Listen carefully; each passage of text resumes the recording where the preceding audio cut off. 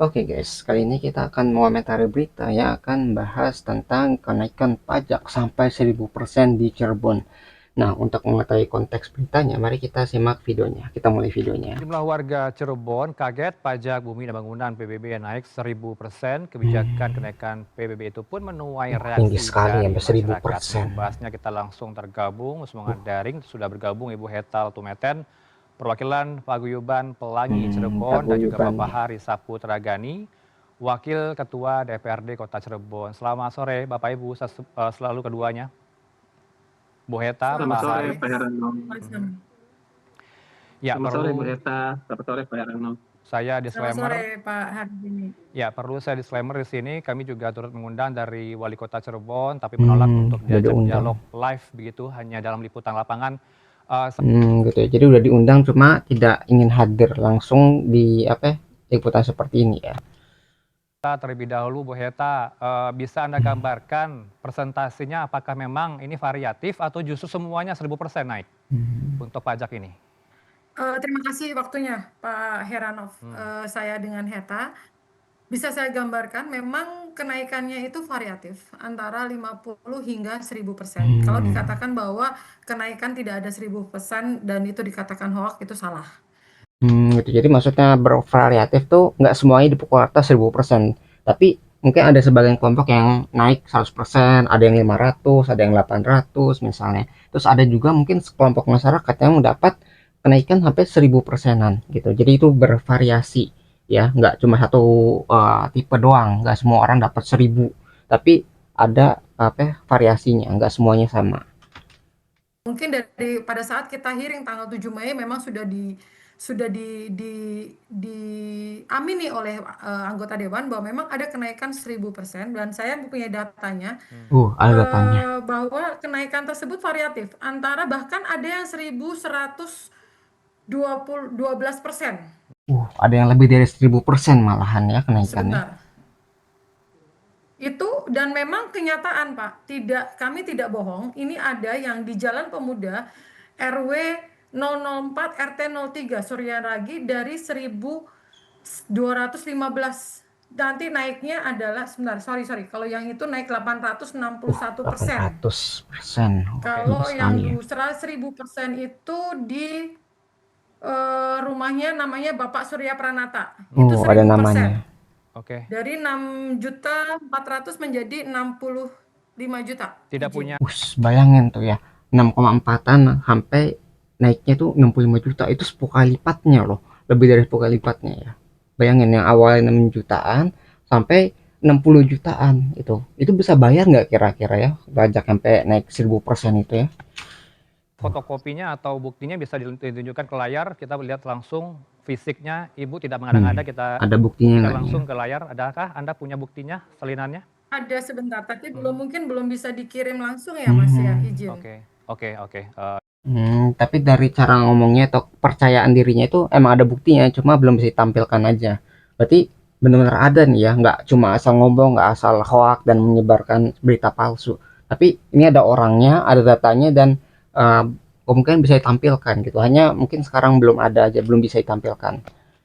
Lagi soal ini, soal fisiknya Ibu Heta. Bu Heta, tapi kalau nominal yang cukup mengagetkan 1000%, ada juga yang menerima kenaikannya dari 6,5 juta menjadi 65 juta. Ini siapa? Informasi yang Anda dapatkan. Bapak namanya Bapak Surya Pranata Pak Itu izin. benar, Surya 6,5 Pranata. juta, kemudian naik menjadi 1000%, 65 juta Betul, yang harus izin. dibayar. Untuk tahun ini atau tahun Betul. 2024, Ibu Heta?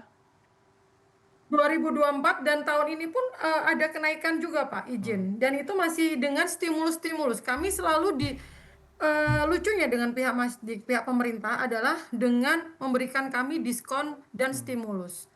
Apakah kami selalu masyarakat hanya diberikan stimulus dan diskon? Kapan kami akan bisa berubah menjadi orang yang tidak meminta-minta? Mulai Justru sadar. kami inginnya adalah bahwa pemerintah itu peka.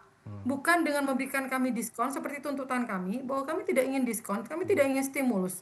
Kami tidak pernah menolak dengan kenaikan. Oke. Tapi Justru itu, karena adanya gelombang yang ada di Pati, kami tidak memungkiri bahwa kembali lagi, tuntutan sekarang dari masyarakat bukan lagi kami setuju dengan kenaikan, tapi lebih kembalikan ke PBB 2023. Gitu. Jadi, masyarakat tuh sampai menolak namanya stimulus dan bantuan. Karena mereka nggak mau ngemis-ngemis lagi ke pemerintah, nggak mau bergantung lagi ke pemerintah gitu. Kalau pemerintah nggak ngasih bantuan, nanti kan mereka, kayak meminta-minta, mengemis-ngemis begitu kan saking kayak butuhnya. Padahal kan namanya pemerintah itu adalah abdi negara, pelayannya negara. Harusnya ya di negara demokrasi yang berkuasa itu rakyat. Tapi kenapa orang yang berkuasa itu harus mengemis-ngemis, meminta-minta kepada pelayan negaranya? Gitu. Ini kayak sesuatu yang membingungkan atau terbalik ya. Harusnya rakyat memiliki kekuasaan, tapi di negara ini, negara demokrasi, rakyat seperti tidak memiliki kekuasaan apa-apa dan harus meminta dan mengemis kepada penguasanya atau pemerintahannya. Kan? Gitu. Jujurnya Pak, Mhm. perjuangan kami tidak sampai Mulai ini. sadar nih. Izin, perjuangan kami tahun awal Januari kemarin kami sudah bersurat ke Bapak Presiden Prabowo juga. Ya. Kami sudah ke Kementerian Dalam Negeri Hmm, dan hingga saat ini kami belum mendapatkan jawaban apapun. belum ada respon ya. Artinya Nah, sebelum kami Pati, sudah berusaha ya artinya izin sebelum Pak. sebelum ada peristiwa Pati, ini bukan kebijakan latah begitu ya, protes latah setelah Pati kemudian timbul juga Betul, Cirebon. Jauh-jauh betul, hari sebelum Pati betul. sudah ada protes dari Anda, pihak Anda. Betul, betul. Mhm. Dan kami sudah melakukan hearing tanggal 7 Mei tahun 2024 dengan 150 Udah lama berarti. massa. Dan kami juga sudah melakukan aksi turun ke jalan. Dan kami juga sudah melakukan JR sebagai upaya hukum kami. Walaupun kami tahu itu mungkin presentasinya hanya 30-20%. Saya tahu tidak mungkin kebijakan pemerintah yang bisa kita batalkan. Saya Oke. tahu sekali. Tapi kami tetap berupaya sebagai masyarakat yang taat akan hukum. Kemudian kami tanggal 5 Januari kami melakukan bersurat kepada Bapak Prabowo dan Kementerian Dalam Negeri serta BPK. Udah lama ya berarti Kemudian kami perjuangannya. melakukan hearing dengan anggota dewan setelah itu tanggal 26 Februari. Dan itu pun sampai hari ini belum ada perkembangan yang signifikan. Begitu Pak, izin. Langsung dijawab Pak Ari, sudah ada hearing 26 Februari dengan Ya, pihak Anda. ya terima kasih Pak Heranov, terima kasih Bu Heta. Jadi memang mengenai kenaikan daripada PBB Kota Cirebon itu berasal dari pertama kali kita mendapatkan PP nomor 35 tahun 2023 dan kita membuat Perda nomor 1 tahun 2024. Waktu itu memang kondisinya Perda tersebut akhirnya menimbulkan beberapa hal, yaitu satu adalah kenaikan daripada nilai tarif dan satu lagi ada kenaikan NJOP. Nah, lalu bahwa DPRD tidak diam saja dengan pemerintah kota waktu itu pas Maret 2024 bersama-sama dengan masyarakat kita menerima audiensi, kita menampung seluruhnya sehingga terusnya kita bersama-sama berjuang. Dan ini saya terima kasih kepada teman-teman Pelangi yang sudah mau capek, mau bekerja keras dan berdiskusi dengan kami sehingga akhirnya sampai hari ini prosesnya sudah berjalan dengan baik. Karena apa? Tanggal Mei 2024 kita terima hearing. Waktu itu kita masih proses transisi. DPRD masih DPRD periode 2019-2024. Pergantian Agustus itu ya kemarin, pemimpin. Agustus kemarin telah dilantik 2024-2029 periodenya. Dan setelah itu kita langsung tancap gas pada saat dilantik Agustus. Kita langsung Oktober dilantik pimpinan DPRD definitif, kita mengundang juga dari pihak Pelangi Bakti, kita diskusi, akhirnya ketemu kesepakatannya adalah bagaimana kita merubah Perda 1 tahun 2024 yang disepakati dalam Prolegda itu sudah tertuang. Nah ini tertuangnya mungkin Poinnya saya bisa apa Pak Ari? sampaikan. Ya. Poinnya adalah kita merevisi Perda tersebut. Jadi artinya kalau Kota Cirebon beda dengan Pati. Kota Cirebon itu sudah artinya masyarakat kita libatkan bersama DPRD dan pemerintah kota dan kita langsung merevisi Perda tersebut. Nah, revisi itu sudah tertuang dalam ini. Ini di program pembentukan peraturan daerah tahun 2025 itu kita merevisi Perda dan kita sudah di sini tulis Sudah direvisi juga berarti. timeline-nya juga. Ya. Poinnya apa Pak? Revisinya apa? Di bulan September 2025 kita revisi. Ya, isinya Nah, apa? yang kita revisi adalah revisi pasal 9. Pasal 9 itu masalah tarif dasar. Nah, kemarin itu jadi permasalahan yaitu gini. Di pasal 9 itu ada namanya tentang ruang mengenai tentang tarif dasar. Nah, yang paling tertinggi adalah di NJOP 3 miliar ke atas itu dikenakan pajak 0,5%. Nah, ini yang justru memberatkan karena banyak di Kota Cirebon yang menengah ke atas itu yang nantinya kalangan menengah dan ke atas itu yang 3 miliar ke atas NJOP-nya itu dikenakan 0,5. Oleh karena itu kita bersepakat tuh di situ bareng-bareng dengan teman-teman masyarakat dan pemerintah kota, DPRD Kota Cirebon juga, kita sepakat akan namanya menurunkan tarif dasar tersebut. Tarif dasarnya menjadi paling maksimum itu 0,3%. Nah, seperti itu. Dan kita akan laksanakan kapan? Kita sudah berjalan. Tinggal September ini ketok palunya, Pak. Ya, langsung dijawab. Jadi ini perjuangan bersama DPRD Kota Cirebon, pemerintah kota bersama-sama dengan masyarakat. Berbeda dengan Pati, kalau di Kota Cirebon sudah berproses, kita sudah duduk bareng, dan alhamdulillah semoga ini bisa berjalan dengan baik. Di bulan September ketok-ketok palu. Dengan Berarti yang di Cirebon itu sebenarnya udah lama ya perjuangannya, dan kalau kita lihat dari demonya, dari unjuk rasa itu lebih damai dibandingkan dengan Pati.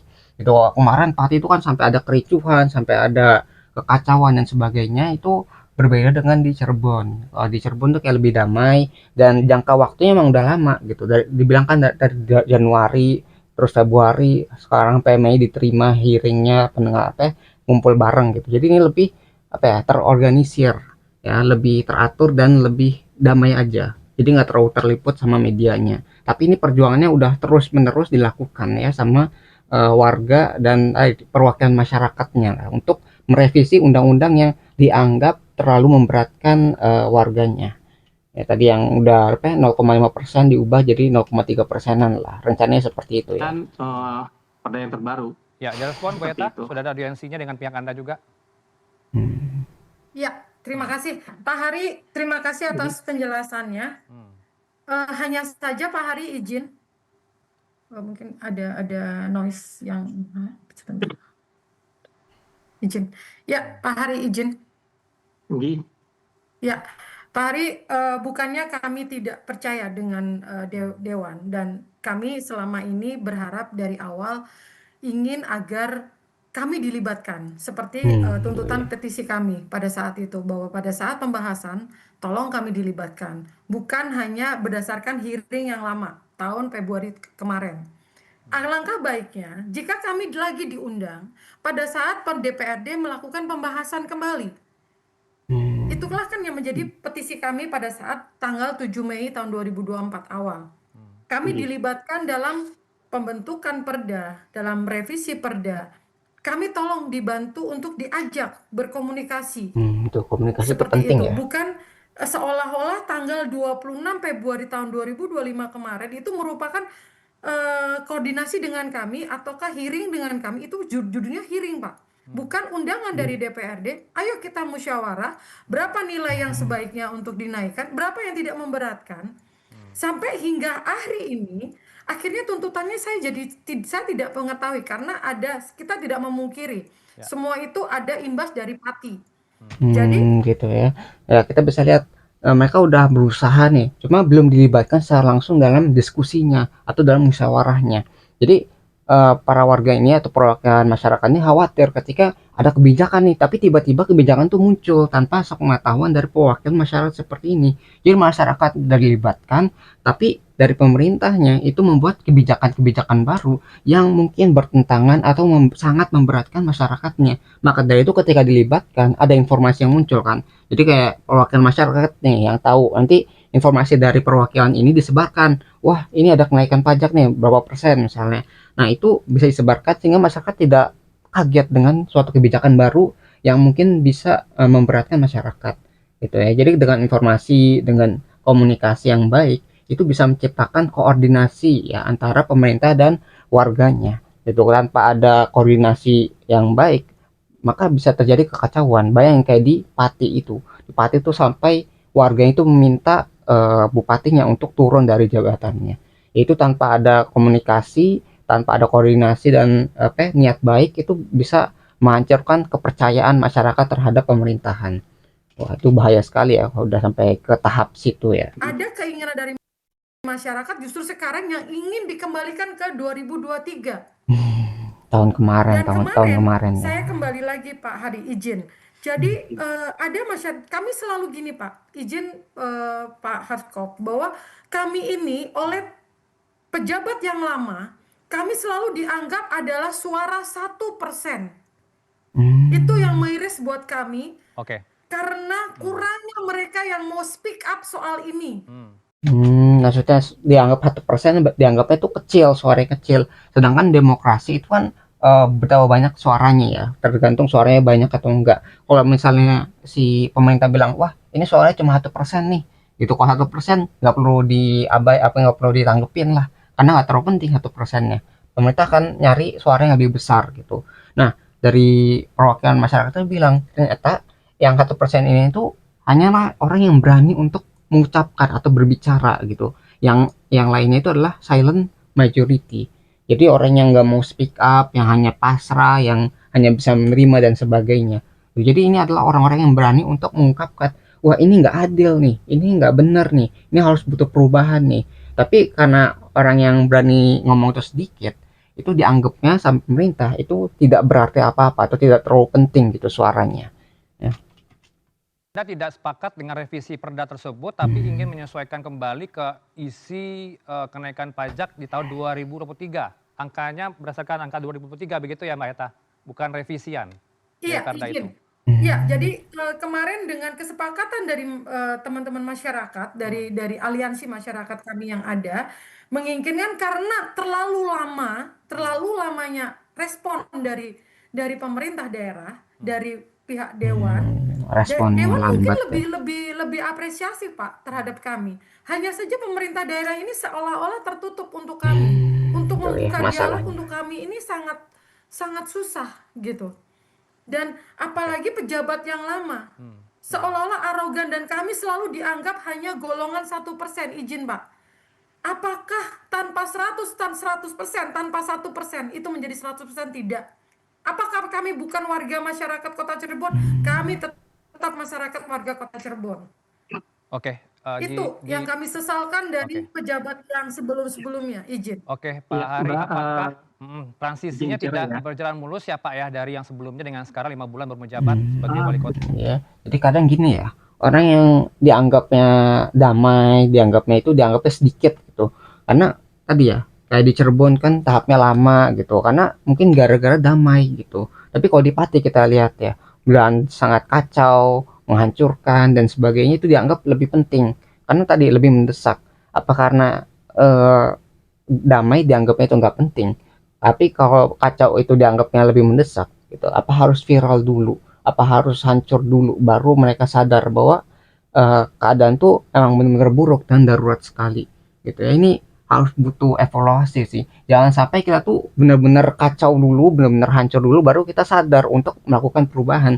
Tapi kita lihat kalau misalnya udah ada sesuatu tanda, seharusnya diatasi sebelum masalah itu menjadi lebih besar. Bayangin kalau misalnya di Pati ya diajak diskusi dulu ya atau dan sebagainya, itu kan bisa menghindari kekacauan, bisa menghindari sesuatu yang masalah yang lebih besar gitu. Bayangin kalau misalnya bisa dicegah gitu. Dan di Cirebon ini juga sebenarnya udah bagus karena mereka udah dari lama itu ya ingin mendapatkan apa ya, ikut serta, terus ikut apa namanya, diskusi lah atau musyawarat sama pemerintahnya. Tapi karena mungkin caranya damai, terus orangnya sedikit, dianggapnya nggak penting, dianggapnya wah ini bukan prioritas nih, lagian cuma sedikit juga gitu nggak bakal masalah. Nah ini itu adalah bibit-bibit masalah kecil. Kalau masalah di Cirebon ini tidak diselesaikan dengan baik, kemungkinan dampaknya bakal lebih besar daripada yang terjadi di Pati. Karena ini terus memendung. Ini masalah ini adalah masalah yang terakumulasi sedikit demi sedikit, yang awal jadi bukit bisa akhirnya menjadi gunung. Dan ketika sudah menjadi gunung, akhirnya meletus, itu bisa mungkin akhirnya bisa menghancurkan lebih daripada yang terjadi di Pati. Ya ini hanya spekulasi saja sih. Begini, artinya di sini saya karena melihat konteksnya keseluruhan, artinya kita objektif ya. Konteksnya bahwa kita sudah berjalan dengan baik, artinya memang kalau misalkan kemarin belum ada lagi undangan dari DPRD, saya mewakili teman-teman DPRD Kota Cirebon dan pemerintah kota memohon maaf kepada teman-teman Pelangi Bakti, tapi dari hearing kemarin kita sudah mendapat intisarinya, yaitu bagaimana agar tarif dasarnya itu bisa turun, bukan 0,5 maksimum, tapi juga kita akan menjadi goodwill, kita langsung kunci di paling paling tinggi 0,3 atau bisa 0,2. Ini bentuk daripada bagaimana kita DPRD bisa merasakan penderitaan daripada masyarakat yang konteksnya tinggal di kota Cirebon, Oke. dapat pajak yang sangat tinggi. Nah, ini kita sama-sama paham, sama-sama soal kebatinan kita mengubah. Nah, di ini kami di berita acara kami memang di bulan September 2025 ini akan ada revisi terhadap perda tersebut, dan memang rencananya kami adalah di bulan September awal kita akan undang lagi teman-teman pelangi bakti untuk Masih sekaligus diundang. kita sepakat bahwa kita di perda akan kita kunci ya kan paling maksimum di 0,3%, Oke. sehingga tidak memberatkan daripada teman-teman masyarakat Kota Cirebon seperti itu. Jadi Oke. artinya sebenarnya ini sudah berjalan dengan baik gitu kan. Cuma mungkin saya memahami betul karena masa transisi ya, ada wali kota baru gitu kan, terusnya DPRD baru juga, masa transisi yang dimana masyarakat juga mungkin menginginkan agar ada percepatan. Tapi memang ini sesuai dengan prosedural. Artinya secara proseduralnya kita cepat. Oke. Dari kita di Agustus dilantik, Oktober dilantik sebagai pimpinan DPRD, langsung di bulan November masuk ke kita udah tetapkan, dan kita memang diagendakan di tahun 2025 ini di bulan September kita final untuk langsung merevisi perda tersebut. Pak Dan Hari. intinya Gitu ya. Jadi menurut dari pemerintahnya ini udah cara paling cepat menurut prosedurnya. Jadi ini memang salah satu kelemahan dari yang namakan birokrasi. Jadi dia membutuhkan tahap-tahap tadi, nggak bisa langsung kayak, wah ini ada masalah nih, nggak bisa langsung dibuat suatu solusi yang menyelesaikan masalah tersebut, tapi harus butuh tahap dulu nih. Apalagi tadi kan ada pergantian pemimpinnya tuh ada pergantian. Nah itu juga jadi masalah karena kan kadang-kadang orang yang baru datang itu tidak mengetahui apa-apa. Ini masalah apa nih? Kok ada masalah nih? Kita gimana menyelesaikannya? Apakah ini beban dari pemerintah sebelumnya, gitu, dari pemimpin sebelumnya? Maka dari itu kan tadi masih ada kayak si pemerintah yang baru ini juga masih mendalami, masih kayak kaget juga. Wah, ini ada masalah nih. Mulai diselesaikan akhirnya kan. Tapi ini kalau kita lihat emang ada progresnya. Jadi mengarah ke arah yang lebih baik ya. Jadi masyarakat itu masih ada kepercayaan yang pemerintah untuk menyelesaikan masalah pajak dan kebijakan ini. Jadi masih ada niat baik sehingga ya tadi nggak terlalu kacau juga kan hasilnya. Karena masih ada diizinkan untuk terlibat walaupun belum dalam musyawarah kebijakan. Ya masih dalam hearing atau pendengaran aja, masih diundang gitulah. Saya bisa meyakinkan bahwa semoga 17 Agustus ini sebagai hari kemerdekaan kita dan ada hadiah buat masyarakat Kota Cirebon, yaitu revisi Perda 1 tahun 2024. Oke, Pak. Dan ini berkat kerja keras semuanya ya. Artinya kalau di Kota Cirebon ini berbeda dengan Pati, Kota Cirebon ini pemerintah daerahnya, DPRD-nya maupun masyarakatnya sama-sama bergandengan tangan. Cuma mungkin kalau kemarin ada salah paham sedikit ya mungkin ada sedikit dinamika seperti itu. Oke, Pak Ari. Ya berarti masih mendingan ya, lebih mendingan daripada yang di Pati tadi. Soalnya tadi setidaknya masih ada kerjasama walaupun belum maksimal, tapi masih ada nih gitu. Nah ini kita bisa lihat kan perbedaannya tuh antara yang Pati dan Cirebon gitu ya. Walaupun yang Cirebon sampai ada yang 1000% ya, nggak sampai sekacau di Pati ya, tapi kita harus berhati-hati kalau misalnya orang yang udah damai, orang yang udah baik itu terus dihianati, suatu saat bisa aja meledak gitu. Dan itu mungkin bisa lebih parah daripada yang sebelumnya ya, karena yang tadi ini udah berusaha dengan baik. Kalau misalnya nggak ditangani dengan baik ya, nanti jadi masalah yang lebih besar ya. Tapi ini kita bisa lihat perbedaannya ya antara orang yang pemerintah ya, pemerintah yang mendengarkan rakyatnya dan pemerintah yang sama sekali tidak mendengarkan rakyatnya gitu. Jadi asal buat kebijakan, sama yang satunya itu ngebuat kebijakan dengan melibatkan masyarakat. Itu kita bisa lihat perbedaannya. Kenaikan pajak PBB di Cirebon ini apakah bisa dikaitkan dengan efisiensi anggaran dari pusat, sehingga kalau kita lihat transfer ke daerah cukup prihatin begitu ya, dampak dari pemotongan anggaran dari pemerintah pusat ke daerah. Apakah ini menjadi salah satu pertimbangannya kenaikan pajak tersebut, sehingga fiskal mandiri harus dipertahankan oleh daerah masing-masing untuk keberlanjutan fiskalnya? Begini, ini memang Perda ini kan memang karena ada PP 35 tahun 2023, itu tentang masalah retribusi daerah dan pajak daerah. Ini memang yang kita harus jalankan di masing-masing daerah. Nah, konteksnya gini, di Kota Cirebon kenapa kelihatannya seperti besar sekali, karena satu ada perubahan di Perda yang dimana NJOP 3 miliar ke atas, pengaliannya 0,5, itu menjadi besar situ. Pertama kali satu. Kedua adalah selama ini belum ada namanya penyesuaian NJOP. Udah hampir mungkin 15 sampai 20 tahun belum ada penyesuaian NJOP di Udah Kota lama Cirebon. sekali. Nah, sedangkan harga tanah itu meningkat, makin lama makin hari meningkat. Nah, oleh karena itu pada saat penyesuaian NJOP, ya NJOP naik juga nih. Jadi tarif dasar naik, NJOP naik. Jadi sehingga menjadi langsung meledak nih kita nih, kaget juga, kita juga kaget semua. Oke. Nah, oleh karena itu langsung kita merevisi. Jadi memang hari ini konteksnya Ya, jadi masa di situ ya. Nggak pernah direvisi selama 10 sampai 20 tahun, tapi ketika direvisi, waduh kok angkanya jadi sangat sangat besar gitu. Nah, kayak gitu. Jadi karena nggak pernah diurus ya masalah tentang kebijakan ini, ketika diurus, ternyata kebijakannya itu eh, tidak maksimal dan hasilnya itu sangat mengagetkan. Bahkan tadi pemerintahannya juga bilang kayak gitu kan. Ketika dihitung-hitung ternyata bisa naik sampai 1000% nih gitu. Nah, berarti ya, dari pemerintah-pemerintah sebelumnya itu tidak terlalu mendalami masalah apa ya perpajakan di Cirebonnya gitu, karena mungkin mendapatkan suntikan dana dari pemerintah pusatnya gitu ya. Jadi nggak pernah diperhatikan nih, wah dananya aman-aman aja nih karena ada pemerintah pusat yang nge-backing. Tapi karena ada efisiensi sekarang dan ini berkurang dari pusat, setelah direvisi akhirnya mendapatkan angka yang fantastis dan mengagetkan tidak hanya masyarakat tapi dari pemerintahannya juga ya. Tuh.